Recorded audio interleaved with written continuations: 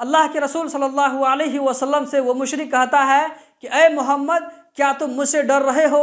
अल्लाह के रसूल सल्लल्लाहु अलैहि वसल्लम कहते हैं, उसके बाद वो मुशरिक कहता है कि ए मोहम्मद, अगर मैं तुमको कत्ल करना चाहूँ तो यहाँ पर तुमको कौन मना करेगा? अस्सलामु अलैकुम वरहमतुल्लाहि वबरकातुह। ये जो महीना चल रहा है, इस महीने में मुसलमानों के प्रोफेट, सबसे चहेते प्रोफेट हज़रत मोहम्मद सल्लल्लाहु अलैहि वसल्लम इस दुनिया में तशरीफ़ लाए थे। तो इस वीडियो में आप लोगों को उन्हीं का एक छोटा सा वाक़या आप लोगों के साथ में शेयर करने वाला हूँ। आजकल सोशल मीडिया का ज़माना है।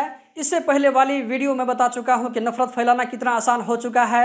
नबी सल्लल्लाहु अलैहि वसल्लम की शान में बहुत ज़्यादा गुस्ताखी की जाती है, उनके शान में बहुत ज़्यादा बुरा भला कहा जाता है। इस वीडियो में आप लोगों को उनका एक छोटा सा वाक़या आप लोगों के साथ में शेयर करूंगा, जिस वाक़ये को सुन करके आप लोग समझ सकते हैं कि अल्लाह के रसूल सल्लल्लाहु अलैहि वसल्लम कितने अच्छे आदमी थे, उनका दिल कितना अच्छा था, उनकी सोच कितनी अच्छी थी, इंसानियत के लिए वो कितने भले आदमी थे।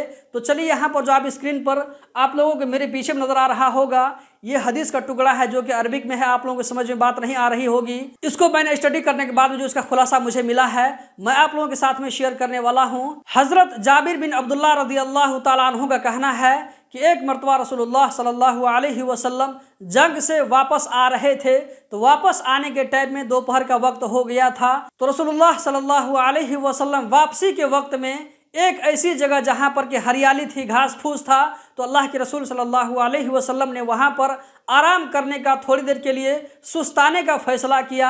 आप में से जो लोग बाहर में काम करते हैं उन लोगों को मालूम है कि कतर में, सऊदी में, दुबई में, वहाँ पर जो गल्फ कंट्री होती है वहाँ पर साल भर धूप ही धूप होती है दिन में। तो धूप की वजह से सहाबा जो है अलग अलग दरख्तों के नीचे में आराम करने के लिए चले गए। अल्लाह के रसूल सल्लल्लाहु अलैहि वसल्लम भी एक दरख्त के नीचे में लेट करके आराम करने लगे।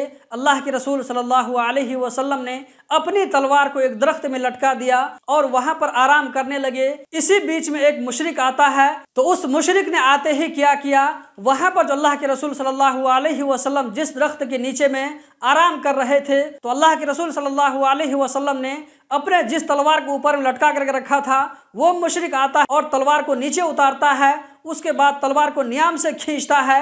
इसी बीच में अल्लाह के रसूल सल्लल्लाहु अलैहि वसल्लम की नींद खुल जाती है। अल्लाह के रसूल सल्लल्लाहु अलैहि वसल्लम से वो मुशरिक कहता है कि ए मोहम्मद, क्या तुम मुझसे डर रहे हो? अल्लाह के रसूल सल्लल्लाहु अलैहि वसल्लम कहते हैं कि मैं तुमसे नहीं डर रहा हूँ। उसके बाद वो मुशरिक कहता है कि ए मोहम्मद, अगर मैं तुमको मारना चाहूँ, अगर मैं तुमको कत्ल करना चाहूँ तो यहाँ पर कौन मना करेगा? अल्लाह के रसूल सल्लल्लाहु अलैहि वसल्लम बिना घबराए हुए कहते हैं कि मुझे तुमसे अल्लाह तबारक व तआला बचाएगा। इस लफ्ज़ को अल्लाह के रसूल सल्लल्लाहु अलैहि वसल्लम ने 3 मरतबा कहा। अल्लाह के रसूल सल्लल्लाहु अलैहि वसल्लम के मुँह से ये बात सुनना था कि उसके हाथ से डर के मारे तलवार नीचे गिर जाती है। अल्लाह के रसूल सल्लल्लाहु अलैहि वसल्लम उठते हैं और तलवार को अपने हाथ में लेते हैं और उसके बाद कहते हैं, अब बताओ तुमको मुझसे कौन बचाएगा?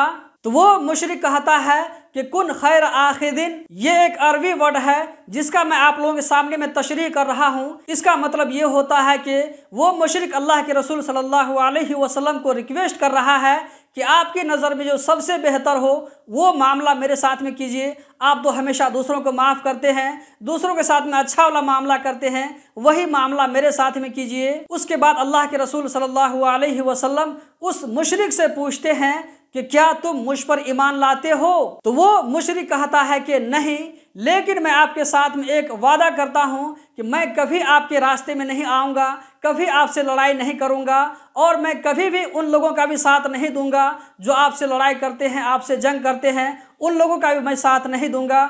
अल्लाह के रसूल सल्लल्लाहु अलैहि वसल्लम उस मुशरिक को छोड़ देते हैं और वो वापस चला जाता है अपनी कौम की तरफ और वहाँ जाकर के कहता है कि लोगों, मैं एक ऐसी हस्ती के पास से आया हूँ जो कि तुम में सबसे ज़्यादा बेहतर है। अल्लाह के रसूल सल्लल्लाहु अलैहि वसल्लम अगर चाहते तो उस मुशरिक को वहाँ पर कत्ल कर सकते थे, क्योंकि पहले उस मुशरिक ने अल्लाह के रसूल सल्लल्लाहु अलैहि वसल्लम पर तलवार उठाया था और वो अल्लाह की मशीयत से अल्लाह के रसूल सल्लल्लाहु अलैहि वसल्लम को नुकसान पहुँचाने में नाकाम रहा। तो अब इसके बाद बारी नबी सल्लल्लाहु अलैहि वसल्लम की आ चुकी थी, लेकिन नबी करीम सल्लल्लाहु अलैहि वसल्लम जो हमेशा लोगों के साथ में रहम और करम का मामला करते थे, हमेशा लोगों की गलतियों को नज़रअंदाज कर देते थे, उनकी गलतियों को माफ़ कर देते थे। अल्लाह के रसूल सल्लल्लाहु अलैहि वसल्लम ने यहाँ पर भी ऐसे वक्त में हिकमत से काम लिया, उनके साथ में माफ़ी वाला मामला किया। उस मुशरिक ने अल्लाह के रसूल सल्लल्लाहु अलैहि वसल्लम पर तलवार उठाकर कितनी बड़ी गलती की थी।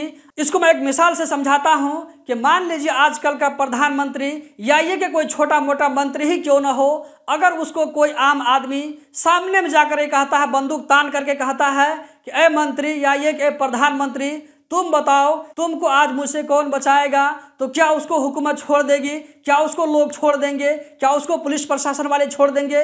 बिल्कुल नहीं छोड़ेंगे, बल्कि उसको सजा देंगे। लेकिन अल्लाह के रसूल सल्लल्लाहु अलैहि वसल्लम जो कि मुसलमानों के अमीर थे, मुसलमानों के लीडर थे, अल्लाह के रसूल सल्लल्लाहु अलैहि वसल्लम ने उसको माफ़ कर दिया कि जाओ मैं तुमको कुछ नहीं करने वाला हूँ, तुम अपना रास्ता जाओ, मेरी तरफ से आम माफ़ी है। तो अल्लाह के रसूल सल्लल्लाहु अलैहि वसल्लम ने अपने दुश्मनों के साथ में ऐसा मामला किया है। अल्लाह के रसूल सल्लल्लाहु अलैहि वसल्लम की ऐसी आदतों को देख करके लोग उनके करीब में आए, उन पर ईमान लाए। आज भी हम उनकी उम्मती होने पर फख्र महसूस करते हैं। यहाँ पर आप लोगों को मेरा बार कोड और बैंक डिटेल नजर आ रहा होगा। अगर आप चाहें तो इस पर मुझे सपोर्ट कर सकते हैं, ताकि इस काम को मैं और भी अच्छे अंदाज से कर सकूँ।